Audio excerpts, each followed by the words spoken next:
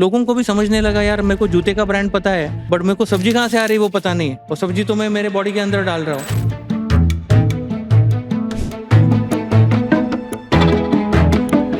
Spinach, the nutrition which was available in it 40 years back, the nutrition in that has now already degraded by 40 to 60%.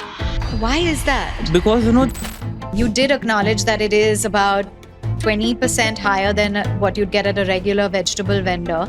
But how much of that price increase is going to the farmer? we realized that 10 to 20% premium is the consumers are willing to pay. Call it as affordable premium because the value what they get against that is it's a pre-sorted, graded produce. What a lot of people see towards this space is they think this as a tech business because it happens through app. But this is a supply chain business. What do VCs get wrong when it comes to agri-tech? They focus less on agri and more on tech. What have you understood about the Indian consumer today? Fruit consumer is a more sticky consumer than a vegetable consumer. Because fruit, they really are very critical about the kind of fruit they like and they don't like. Who is your real competition? The largest competition is the unorganized market. The local fruit and vegetable stalls, the mandis and everything. There have been players the likes of a Frazo, a Deep Rooted that completely shut down. Is that a telling sign of what could potentially happen? Is that a worry for you? Did that scare you? I think from day one our focus has been on What were the biggest mistakes that you made that you wish you hadn't done when you started out in this space? for the first 2.5 years we didn't open even one single store. And it was a very big mistake. Today's guest is building a food company, but what he's really working on is a better connection between the farmers and the consumers. Vivek Nirmal is the co-founder of Kisan Connect, a farm-to-fork business that has been serving Mumbai and Pune since 2020. Along with Nidhi Nirmal, he set out to make food more transparent, traceable, and accessible while helping farmers earn more than what they grow. Today, we are at the packaging facility of Kisan Connect in Navi Mumbai, where they serve over 1 lakh customers through their app and farm stores, sourcing directly from farmers and using technology to deliver that fresh produce efficiently and sustainably. At a time when people are asking where their food comes from, Vivek is building a business that helps bring farmers and consumers closer together. So let's get started. Vivek, thank you so much for having us here at the Kisan Connect Farms Pack House in Navi Mumbai. I can't wait to get started. So let's get straight to it. This story of you beginning this company actually started with a personal story when you realized with someone how food contamination is so harmful for health. Can you tell me more? I think, I've started a journey pretty early in agri-businesses Yes. for me. And, after successfully divesting the earlier dairy business, there was a search, what else can we do? Our passion has always, been to work with smallholder farmers and all. So during that, I think somewhere we realized that there are a couple of spaces in agriculture, seeds, so pulses and grains. And fresh fruits and vegetable was something which was very interesting because the whole market is going from unorganized to organized. And during that study, I think I started realizing the whole repercussions of what goes into the supply chain, right from growing, the issues farmers face, the issues in the supply chain. And exactly during that time, there were our family friends, and they were diagnosed with cancer. And we met them. Very sadly, his wife also was diagnosed with cancer. They passed away in a very short span of time. Very unfortunate. And when I was talking to the doctors, talking everyone, I realized how our food chains have got contaminated, how it is really impacting people around us, how it is impacting our children, how it is impacting our families. And that's what really inspired us that I think everyone talks about it, but it is necessary that we do certain things about it. And that's when we said that, given our experience in the supply chain, in perishable, this is a thing worth cracking. Because if we are able to crack this successfully, this becomes a model for the whole country. And yes, I think that's what has been the inspiration behind Kisan Connect. So you did identify that gap, the food chains being contaminated, but you're being very modest saying that I have experience because you actually built and ran and grew Prabhat Dairy, a formidable company that was listed on the stock exchanges, and you sold it as well to a French dairy giant for $220 million. Tell us a little bit about what were the learnings from that and why did you decide to start over? So the journey again there has been very interesting. So we come from a farming family. Okay. My grandfather, he was a farm laborer, and from a place near Shirdi. That's where we belong from. My father was the first to get educated in the whole family, and he always had a dream of starting something for the farmers. I think somewhere in 98, 99, he saw that privatization has happened, a lot of dairy companies are coming in, and he decided to start a dairy company. I was very young, 16, 17, but being a family business, I got an opportunity to join the business very early. And that's where our journey started. First 4 5 years were just understanding the business, what's happening. It was new for everyone, but that's when we realized that the district in which we were located, Ahmednagar district, happens to be the largest cow milk producing district in the whole country. And that's what has inspired us that we can go to the next level. So we started touring across the country, understanding various business models. And that's when we realized that every dairy cooperative or a private company is just collecting milk and pouching it and selling it around. But there are a lot of large companies. Globally, what happens is that a lot of food companies work hand in hand with dairy companies Yes. for dairy ingredients. So we decided to position ourselves as a specialized dairy ingredients company. Okay. And that's where our real journey started in 2005, 2006. But the biggest challenge, what we realized, was milk. Because the milk which is available again in the country, there are a lot of challenges like adulteration. Correct. And that happens because our farmers are smallholder farmers. They grow. Every village, the milk is to be collected. So there are aggregators. And the moment there are aggregators, there is a high chance of adulteration as well. So we decided that we will directly go to the farmers and collect milk to eliminate this problem. So we tried and tried and tried, and we failed terribly for first 4 5 years. But I think somewhere down the line, we had that conviction and we said that tech could be a great solution for that. So we built our own tech. Every village had a automated milk testing equipment, milk getting tested there, farmers getting payment directly in their bank accounts, no cash payments. So that transparency was built, hand holding with the farmers, veterinary services, artificial insemination services for the animals. So slowly, I think relationship started building. And that eventually leads you to trust, because now your behavior, so trust is not an action, it's an outcome. So if you are transparent, trust will come as a result. We have been transparent with our farmers, we have been hand holding with our farmers. I think that resulted into very high quality milk supply chain being available from lakhs of farmers. And then at the front end, we tied up for long terms with companies like Mondelez or Kraft and all large nutrition companies, pizza chains, confectionery companies. So F&B essentially. Yeah. And then we built larger facilities for it, like condensed milk, whey powder manufacturing facilities, cheese manufacturing facilities, and all. And then that business really started growing. We didn't have any capital because it was a first generation business. So I think that's when we raised private equity at that point of time. And then eventually company got listed. And then I think we were at decent size in 2018-19. That's when we said that let's go to the next level. Yeah. We talked to a couple of global players to bring them to India and partner with them. So the divestment actually happened, just on the journey, on the go. It was not a pre-planned thing. So we signed up with the largest yogurt brand in the world to bring that to India. Okay. We signed up with the largest cheese brand in the world, to bring them to India. And I think during the discussions as they progressed, I think we really, the partners got interested. They said, look, you have built something really incredible with the farmers, which is very difficult to build. Then your manufacturing facilities, the clientele. And Correct. on top of that, you're also building a great consumer business. And that's how then, that we got a great offer. And then that became one of the landmark transactions in dairy industry. Absolutely. So we divested that business successfully. But as I said, obviously the passion always remained in agriculture and those things. And hence we started screening fruits and vegetables, came in as a preferred thing because we see a huge opportunity in this space, very unorganized, no brands in this space.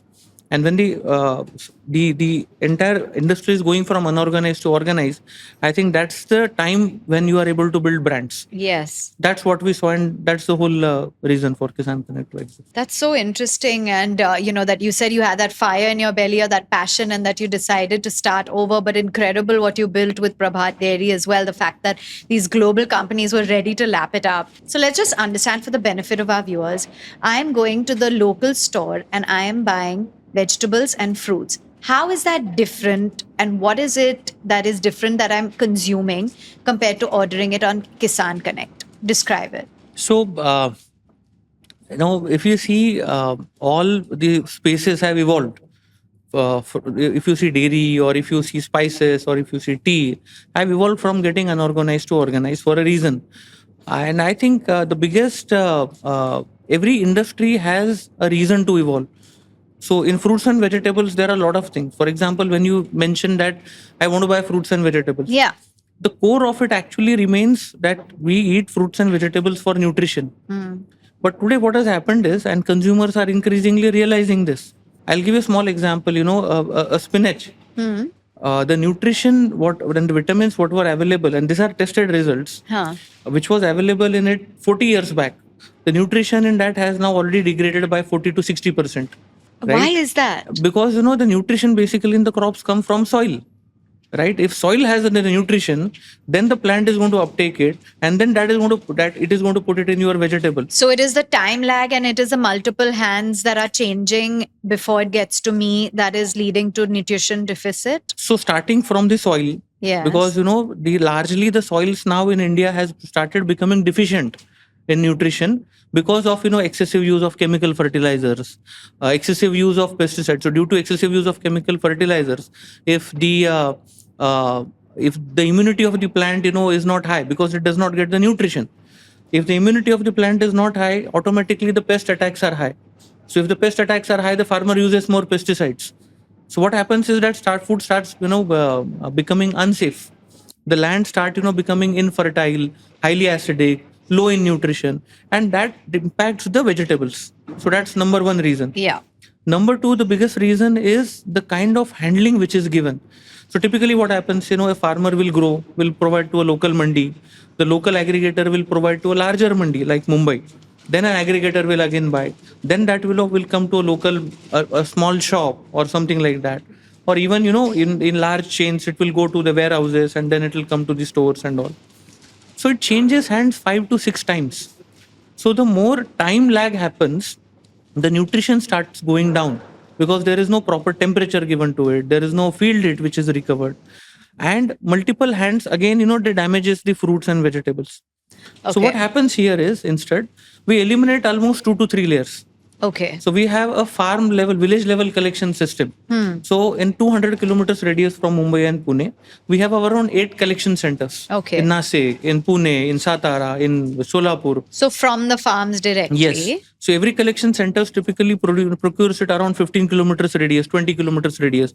There are more than 8,000 farm partners now. And what they do is every morning they harvest.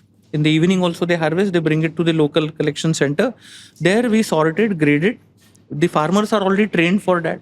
Our agronomists work with them closely about what crop to be grown, what is the treatment to be given to the crops, so that they use more biofertilizers, soil is enriched, and they have to use very only permitted chemicals, or they don't have to use pesticide at times. So the entire work goes on preventive. Then they are trained about, suppose if it's a tomato, what size of tomato, what shape, what color, what variety, what stage. And that exactly then, comes to the collection centers. After it comes to the collection centers, it is immediately pre-cooled at 20 degrees Celsius. That's when we'll recover the field heat. And once it comes to 20 degrees Celsius, the respiration of that fruit or vegetable slows down. The moment it slows down, which means now it is retaining the nutrition, than actually eliminating the nutrition. Then the same temperature is retained till this pack house. And even our hubs, we have 27 hubs across Mumbai and Pune, from where it is serviced to the consumers. Even these hubs are temperature controlled, humidity controlled. And then when the order from the consumer comes, if you put an order on Kisan Connect, it is going to be picked up from your nearest hub. in an insulated bag, and it is going to be delivered to your home. So this control, the timing, first of all, morning and evening harvest comes to you next day morning. Second, it is completely temperature and humidity controlled. Third, it is immediately pre-cooled within 4 hours of harvest. Immediate pre-cooling after harvesting reduces a lot of stress on fruits and vegetables. So now, if you buy from Kisan Connect, it could be 10 to 20% costlier, but then what you get is the best possible nutrition which is retained in that vegetable or fruit. Okay. Second, you also get much better and fresher quality, which you can feel when you have it, when you eat the vegetables, or when you eat fruit, or when you cook them for your family. But what about the ones that are not consumed? How do you all, is it? So this is actually a very interesting point, because for perishable industry, Yeah, it becomes it's very extremely difficult important. for the perishable Because, industry. and hence I think now in 5 years we have been able to build the entire Kisan Connect operation, stands on our proprietary tech, we call this KNet. And KNet has 15 to 16 modules, right from farmer calendars about what are they going to grow, when are they going to grow, what are their schedules for fertilizers and all. Then our real-time monitoring of inventory, temperature, humidity, real-time stock monitoring level, and demand forecasting engine, pricing engine, liquidation engine. For example, today if we know, okay, that this weekend, Yeah. is this a long weekend? What was the trend at the last long weekend? What was the trend last year's same long weekend? If tomorrow, for example, if you are going to get 13,000 orders, for deliveries, what is going to be the attach rate? How many people out of 13,000 will order bhindi? How many of them will order in 250 grams? And based on that prediction, I think that helps us to procure right. So you have all of that tech at your Yes. back end, which is really helping facilitate all of this. Correct. But now you brought up the point about these 8,000 farmers that you have the connect with. Now, how are you actually ensuring quality control on their end with 8,000 farmers? Again, very important point, because again, rightly so, this is not a manufactured product. Yeah. So that, you bring everything here and then you just standardize the quality and send it out. That doesn't happen like that. So standardization of quality at their level becomes extremely important. I think what we have learned through our earlier businesses as well and through this, I think it is very important that we go beyond transactional things with the farmers. So most of the mandi buying and everything is very transactional. So farmers today sell their produce and that's it. But in our case, it starts right from shortlisting of that farmer. When we onboard that farmer, shortlisted for their practices, for what kind of soil, we test the soil. We have our own soil testing lab. And based on that soil, we advise them, what are the deficiencies, what are the kind of treatment they need to give to the soil. Second, a big pre-harvest and post-harvest training is carried out. When I'm saying post-harvest, for example, today you get some pest attack on a cauliflower, on its leaves, and consumers won't like it because maybe the yield drops for the farmer. But the reason is not wrong post-harvesting. The reason it at the plantation, the distance in between two crops was not right. So it actually has to start from there. So we advise them exactly that what are the best practices there. What are the best practices for prevention of pest? Then after the harvest, they should be harvesting at a particular time. If they are keeping it at crates, what is the height they should be filling that crates to? What they should be keeping it in shade. How should they transport it to the collection center? When should it be plucked? When it should not be plucked? They're very small things, but slowly farmers, they get trained and then they learn it.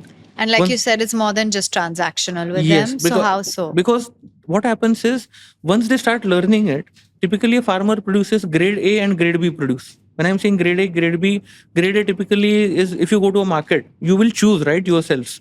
But you will choose the best of it. That is grade A. And grade B is also good produce, but it could be maybe there are certain scratches on that product, or it is D-shaped. No, it's a good product. But that typically goes in Horega. So the restaurant guys use it. If they want to prepare a pav bhaji, they just have to mash it. For them, grade B is also fine. So farmers always get the best price for grade A produce. Okay. And a much lower price for grade B produce. So helping them to increase their quantity of grade A improves their income significantly. Okay. So let's talk financials as well. I understand as of March 2026, your revenue stood at about 275 crore rupees. How do you plan to scale that up, and what are the metrics that you will use in order to do that? So we did around our strategy is to be only in limited cities, but to go very deep because that's what Okay. helps perishable businesses. Okay. If you are into food and especially in perishable, the greatest idea is to actually go deeper in smaller geographies rather than spreading yourself wide because it's an execution business. I think that's what we have done here successfully. Only in two cities of Mumbai and Pune, we have been able to clock a revenue of more than 275 crores last year. This year we are targeting, almost 60%, 70% growth over that. And we target, we feel that there is a potential to become a 1,000 crore plus revenue company in next 3 to 4 years only in these two cities. These two cities promise that much potential because the space is huge.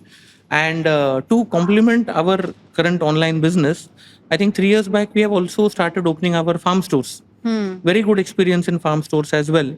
We have around 15 farm stores now. There are all kind of consumers. There are a lot of consumers who want to come to the stores, buy physically, experience the produce. Yeah. So for them, they really like our farm stores. Right now, they are in Navi Mumbai and Thane, but soon we'll be expanding it in parts of Mumbai and Pune as well. Okay, good to know. 1,000 crores in the next 3 to 4 years. So break it down for us. How much is coming from your fruits and vegetables? How much percentage from dairy, which you all have, and then from even the handmade goods that you all sell? So 70% comes from fruits and vegetable, which remains our core. So as a principle, we don't sell any other branded products. It's only Kisan Connect products. We have around 650 SKUs. 250 SKUs are fresh fruits and vegetables. It's again largest assortment in the country. But then the rest is for the categories like mom's kitchen, village staples, and all these are fully traceable. So when you buy on the app, you are if it's a bindi or it's a tomato, you will be able to see from which farmer it is going to come. Okay. With that, what are the practices the farmer has followed? So that builds trust in the consumers. Understood. So, given that you're so tech heavy and you're generating about 275 crore rupees, tell me how much is going into the maintenance of the warehouse, the omni channel, the hub centers, the technology. Are you profitable? So we target to be profitable in this financial year. Okay. A lot of and we have been continuously improving in our profitability since 4 or 5 years. Last year, obviously, it was a conscious call to increase our hubs for 60 minutes delivery, and that's when we decided that we'll be targeting our profitability in the year to come. But we'll be creating infrastructure which is more convenient to the customer. So that's what it is targeted for this year. No, so how much are you spending across all of these? So we spend a significant amount, obviously, around 50-55% on the produce, what we get. Okay. And then it starts, which is from our, what we call it as our first mile, then the operations, and then the deliveries, which is the last mile. We spend, almost 5 to 6% on marketing. Okay. On digital platforms. But earlier, a lot of consumers came through Google, Facebook, and all. But today, we see almost 50% are organic consumers. 50% word of still come mouth. word of mouth, and around 4 to 5%, we again spend on our R&D, building tech, and maintaining all our IT, digital, and all. And it's very interesting. Shilpa Shetty Kundra, an avid wellness advocate, began as your customer and then went on to become your brand ambassador and your investor. How did that even happen? And what does it mean for the brand? So this is interesting. During COVID times, a lot of housing societies and all, they started buying from Kisan Connect. And post that, they continued. They really liked the quality of the produce and all. And one day, we realized there was one of the ad agency which, we were doing some stuff with. And they said us that we have been, working on a project with Shilpa Shetty, and she is Kisan Connect's consumer, and she really likes the stuff, and she wants to meet you guys. So we were really surprised. We were saying, "Wow, that's really something," to credit to our farmers. And that's when we met her, and she then really understood the whole story. Saw that what the how can this really transform. How is Kisan Connect completely modernizing the way people buy fresh produce? And she expressed her intent to be a part of this journey, to become an active investor as well as to become a brand ambassador as well. And then that really worked out. And then Kisan Connect was new at that point of time. So really having her face helped us to reach a lot of new consumers, making this brand familiar.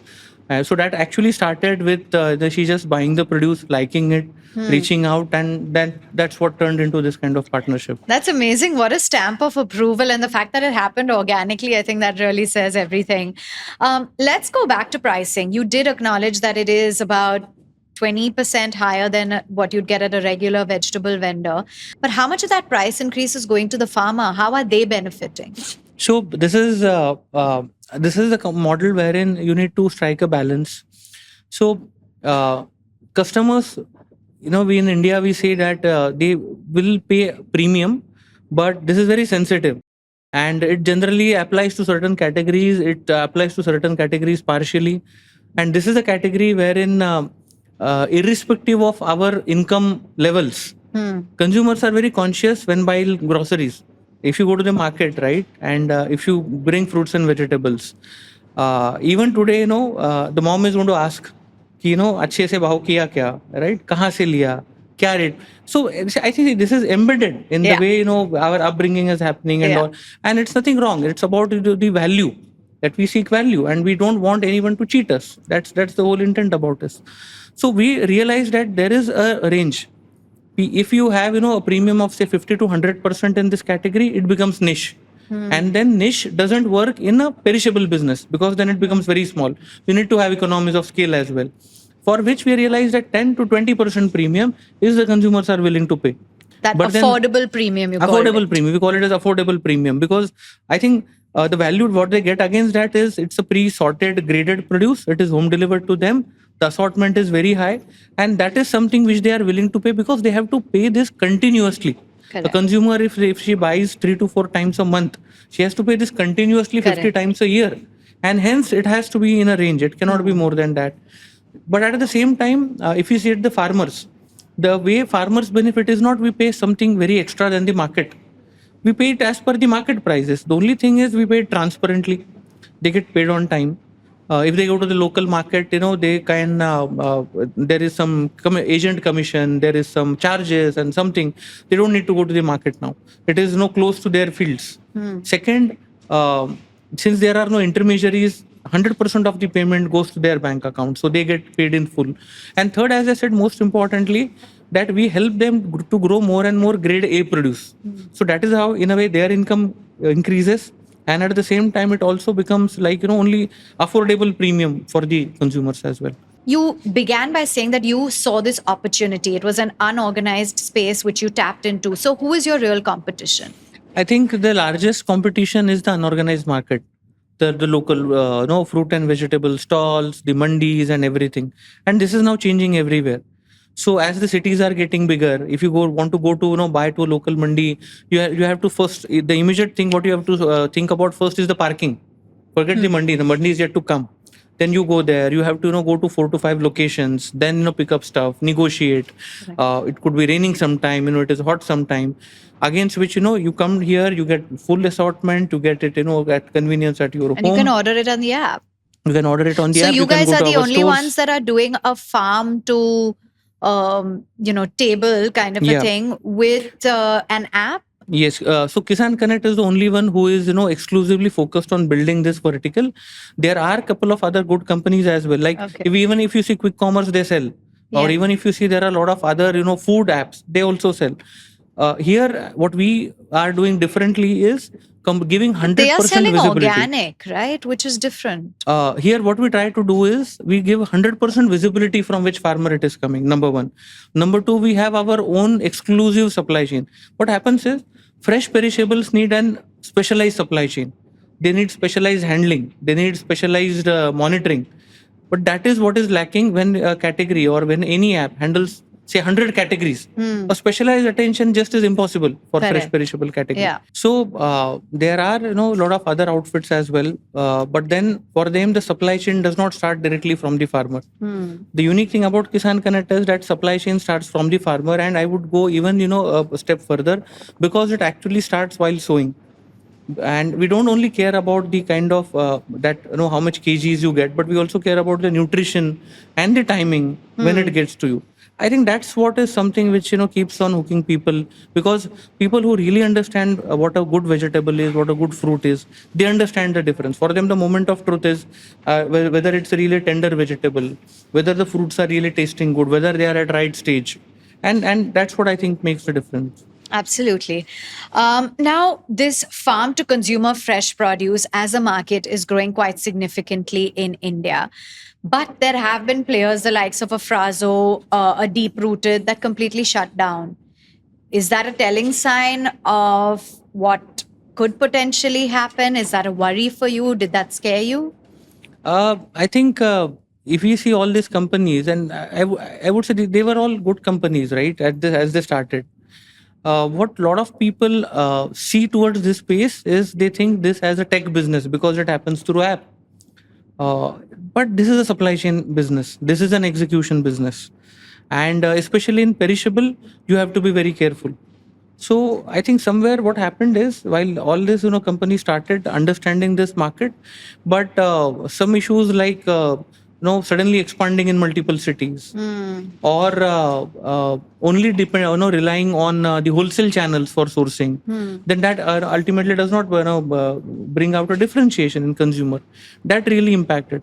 I think from day one our focus has been on building this ground up, building up a right supply chain, building the right processes. This is all a timing business. Correct. So what we run, is a few things like FMS, the flow management system. So for you to get it on time, it has to be packed on time. It has to be picked on time. The vehicle has to reach there on time. So it has to be coming here on time. So it has to be dispatched on time from the collection center. So the farmer has to harvest in time. Every step is monitored through our FMS system, where we connect with the farmers, we connect with the vehicles, we connect with the pack house operators and the hubs operators, and we in real time see what is going on where. I think these execution disciplines help us first to maintain the reliability for consumers. Second, it helps us to maintain the lowest wastages as well. Yeah. And I think that's why we have been consistently growing. In this 5, 6, I think 4, 5 years, the quick commerce has come up and a lot of other channels have come up, and everyone is growing. There's a market for everyone. Yeah. But Kisan Connect continues to grow. Kisan Connect continues to open more stores, more hubs.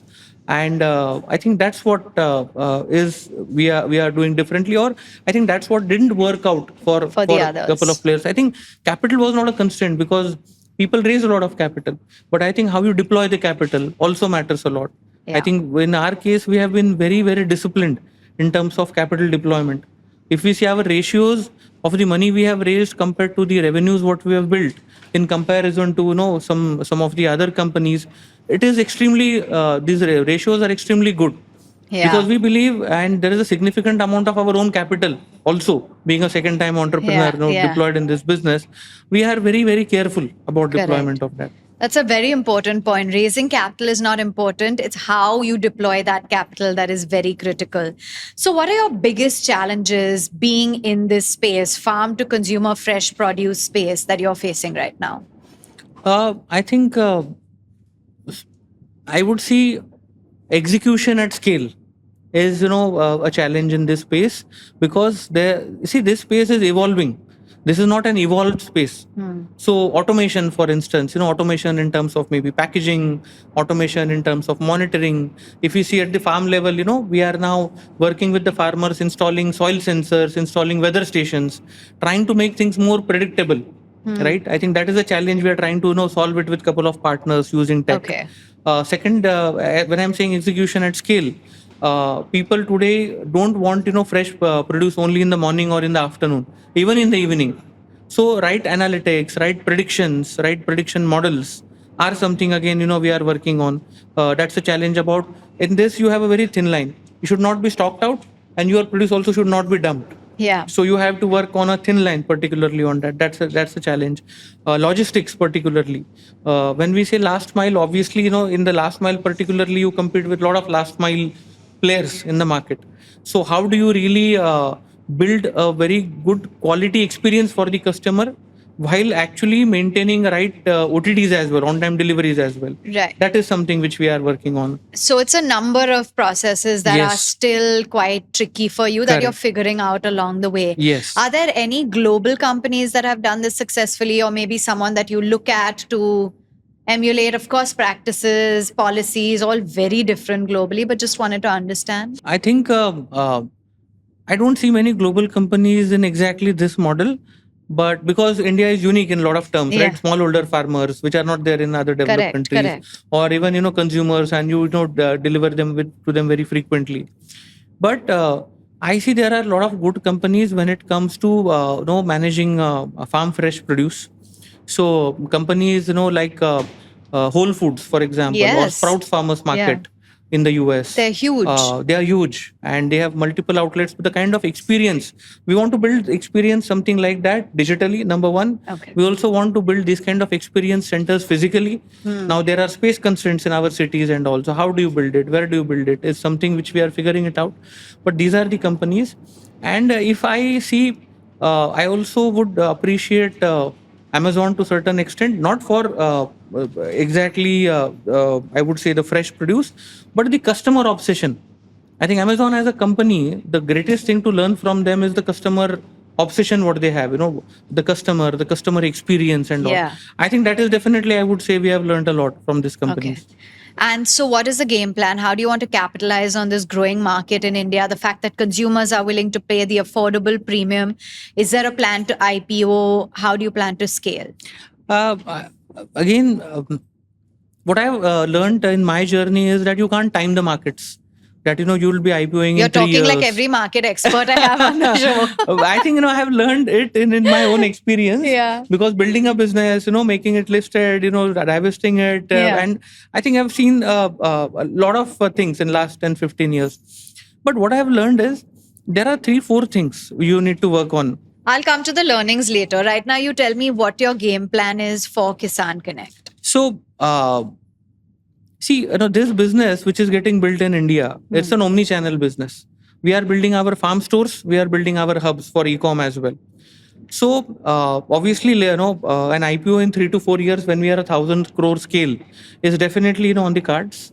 But apart from that, and this again comes from our earlier experiences, what we are building is the right supply chain. What we are building is a great farmer moat. What we are also building is a great consumer moat. This business is more like a bank also, where you have your depositors as one side and borrowers at one side, Yeah. and you need to build trust with both of them.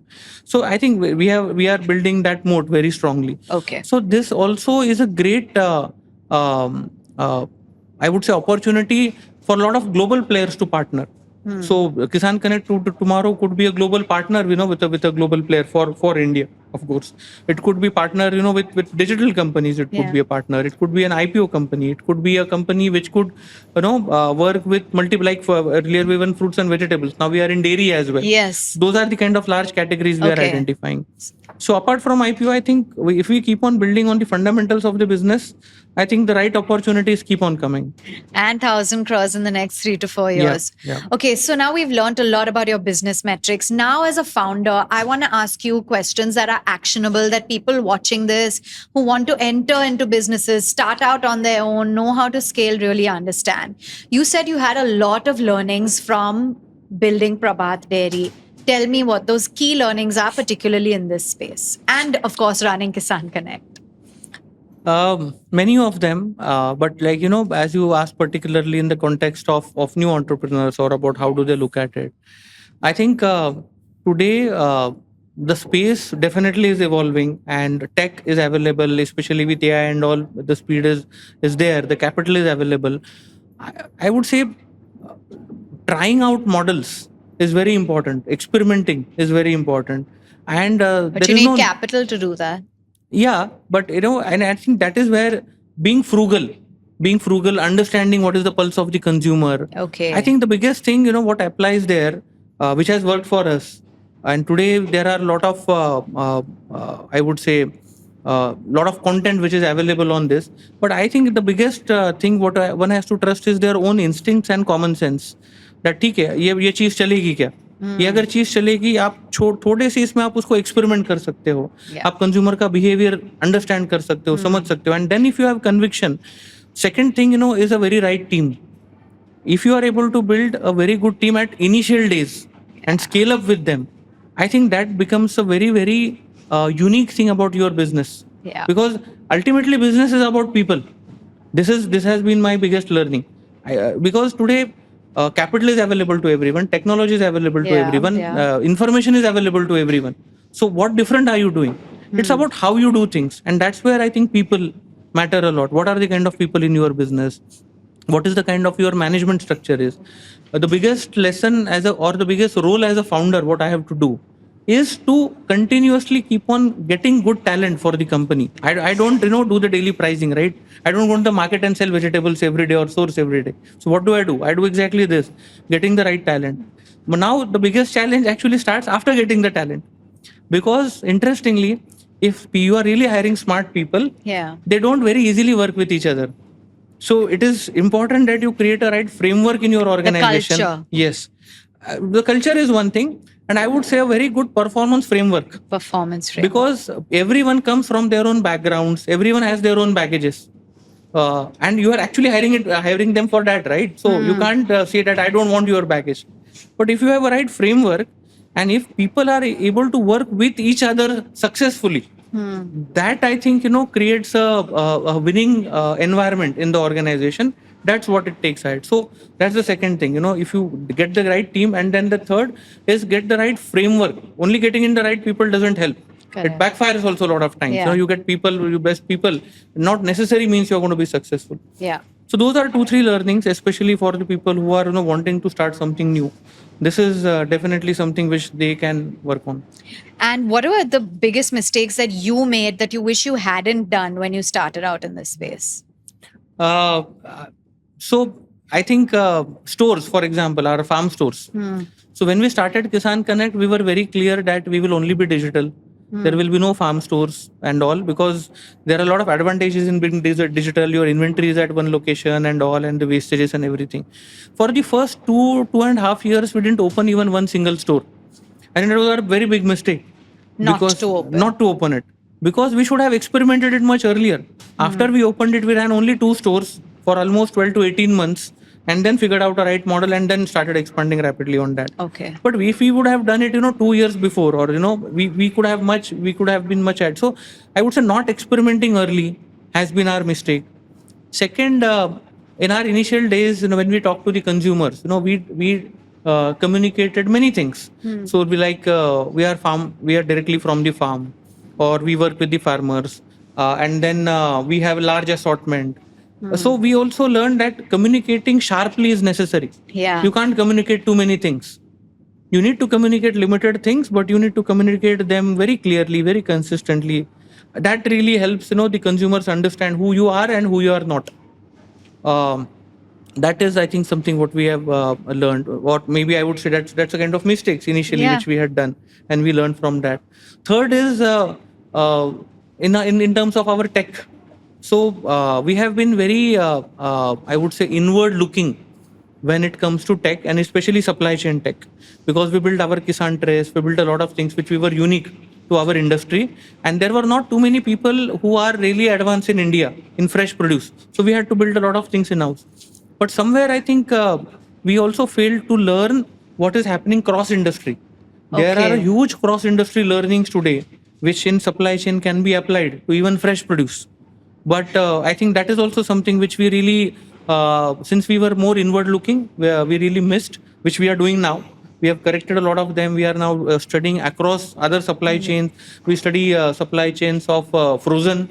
We study supply chains of other e-commerce companies, logistics.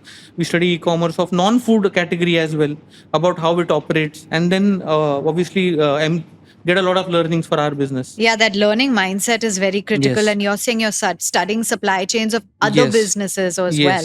Yes.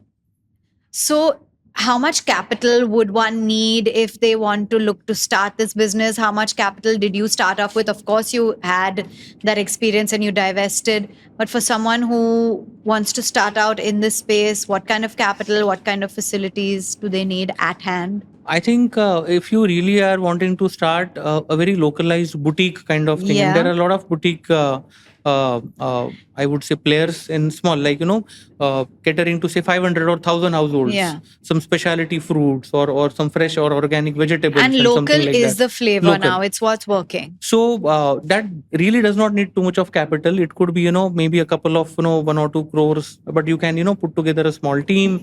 You can put together some WhatsApp ordering system and some small supply chain, and then you can start maybe less than that. The real challenge happens if you really want to scale it.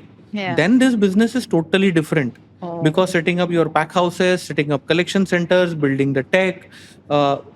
If you are really small player, customers won't mind even if your UI UX or even if your experience is broken, because they understand that it's a very small outfit. But the moment they start using you very regularly, a customer does not see you as differently compared to very large apps. So if you are using your quick commerce or food delivery apps and they're so smooth, they're very good. Yeah. So you would expect the same level of smoothness on a Kisan Connect app as well, or on any new app as well. So then giving that experience really, then takes. So depends on what you have to start. But the best thing is to deploy maybe a very small capital, start small, understand the nuances, and then figure out that you want to really have only in physical retail, you want to just open stores, or you want to have an omni-channel strategy, or you want to only be in online for particular thing. Or there are opportunities in this, even for Horeca, we don't do institutional. But there is a good opportunity in institutional as well, particularly for exotic produce and all. Again, you have to identify what is your niche. Is it really bulk, onions and potatoes, which doesn't really have margins? Or is it really fruits? Like, for example, in our case, we have decided to focus largely on fruits. Okay. Because a fruit consumer is a more sticky consumer than a vegetable consumer. Okay. Because fruit, they really are very critical about the kind of fruit they like and they don't like. Okay. Vegetables, they also are very important, but eventually vegetables go in cooking. Yeah. So fruits are more important. Yeah. So it's really, you need to understand and identify what you want to be in, and then that would determine the kind of capital required for that model. So what have you learned being in this business and really succeeding in it about India as a market for farm produce growing, and what have you understood about the Indian consumer today? Many things. So for example, there are a lot of stereotypes. So when you now talk about Kisan Connect coming from the farms, you have a typical imagery of a farmer. Yeah. Right? I think that's no more the case. Most of the farmers whom we work with, they are young, they are in their 30s, 40s. Most of them, a couple of them are engineers. Couple of them have chosen to stay instead of cities, but they have chosen to stay in their farms because there are opportunities like Kisan Connect, which are very progressive opportunities. Okay. So instead of going in cities, taking a rented house, spending whatever you earn, on the facilities, they have chosen to stay in their hometowns. There are a lot of women farmers who very successfully, most of the exotic produce is grown by women farmers. Okay. So when you typically think of a farmer, you really don't think of women farmers. No. But they do it extremely successfully. Yeah. In vegetables, for example, what happens is most of the vegetables are done by smallholder farmers. Yeah. जिसके पास बड़ा land है, they typically would do sugar cane or fruits. Vegetables में जिनके पास 1 hectare से कम होता है, वो farmer, उसकी wife, उसके बच्चे, वो सब उस farm में काम करते हैं. तो वहाँ पे they are also now very progressive, because if they are attached to the mainstream, most of them use smartphones. They are very, very, very well informed. Yeah. Still, what they want is the best opportunity and right timely payments. But a lot of things have changed there. And farmers, it was very difficult initially. But once the farmers start trusting you, they are willing to change and willing to adopt the best practices. Today, the same thing is also happening with the consumers. और ये change होना शुरू हुआ, right? Like लोगों को भी समझने लगा, यार मेरे को जूते का ब्रांड पता है, बट मेरे को सब्जी कहाँ से आ रही है वो पता नहीं, और सब्जी तो मैं मेरे बॉडी के अंदर डाल रहा हूँ. करेक्ट. सब्जी में जूते में इसी शोरूम से खरीद रहा हूँ, सब्जी में रोड से खरीद रहा हूँ. So people have started realising this things. Second, लोग अभी सोचते हैं कि मुझे मेरे बच्चे को लीफी देना है, ये लीफी कहीं रेलवे लाइन के साइड में सीवेज वाटर पे उगा है क्या, या ये लीफी जो है ये सही में किसी फार्म से आ रहा है. सो I think that consciousness for consumers in terms of having preference for clean label food, having preference for responsibly grown food is also happening very fast, and people are not going back from there. Yeah. एक बार अगर मैंने adopt कर लिया, तो it's very hard that I go back again. Correct. I'm just going to go ahead of that. I think these are two learnings. And my learning has been that yes, people pay a premium. It has to be affordable premium. So it Yeah. is wrong to say that ultimately this is a commodity. अगर आप उनको unique चीज दे रहे हो, value दे रहे हो, safety दे रहे हो, people are willing to pay premium, but it has to be an affordable premium. That's what my learning has been about Indian consumers as well in Very this interesting business. insights about the farmers as well as the consumers. So, to wrap it up, you have said that success is not just about building a business, but about creating an impact. How do you want to create an impact? See, as I said, my father came from a farming family, and while he's not very active in this business, but I would say it is largely his vision what we are taking ahead. That he believes that we are whatever we are due to our farmers. They have made us build enterprises, build wealth, build new businesses, and hence it's a very simple farmer philosophy. Farmer typically feels everyone is a family, the village is a Yeah. family. So that's how we try to run the business. On one hand side of this families are farmers, then comes our team, Yeah. then comes of our consumers. Wonderful. And if you really operate business, see, culture is something which always percolates top down. Culture does not go bottom up. Culture always comes top down. If you really have that thought process comes into your people, into your team, and consumers are able to feel it.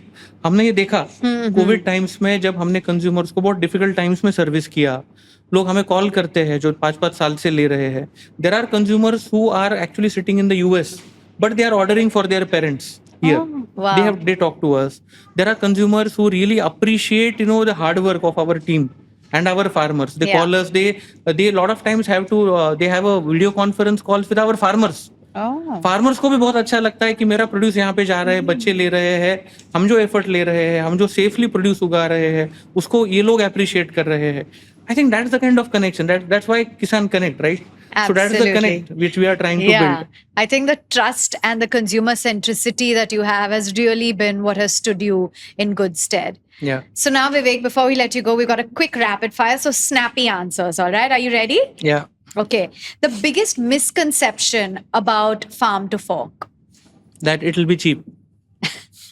Okay. One business that you admire, could be globally, could be Indian, within agriculture that's really doing well. Amul. Okay, the OG. Farm visit or boardroom meeting? What do Farm you prefer? Okay. The hardest part about being a founder? You have to understand what your team is going through without them telling this to you. Okay. Scale or profitability? What's your Profitability. focus? Okay.